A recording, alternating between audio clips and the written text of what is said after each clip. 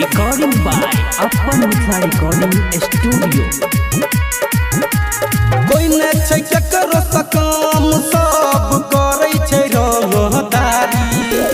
कोई ने छै ककरो सकाम सब करै छै रंगदारी। मधुबनी जिला के छौरा छै अकेले सब पर भारी। दरभंगा जिला के छौरा छै अकेले सब पर भारी। कतेक गुंडा मवाली माफिया के दिल कई सुधारी। मधुबनी जिला के छौरा छै अकेले सब पर भारी।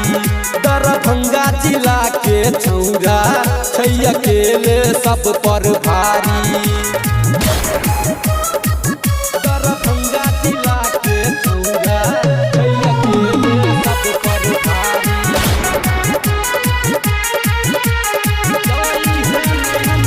जाई है नहीं हमारा भोला भाला सकल पर।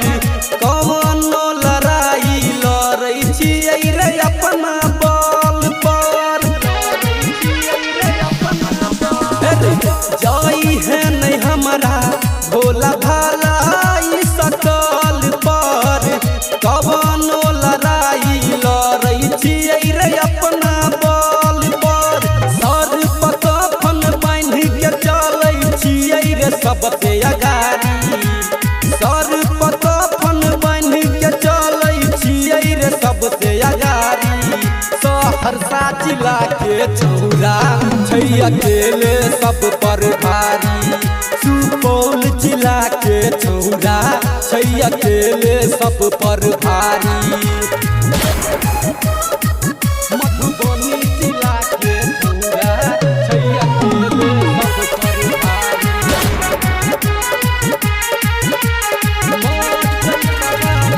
मचै तबाही हिल छै पूरा इलाका रे। कुमार देहाती के छै सदर धमाका रे।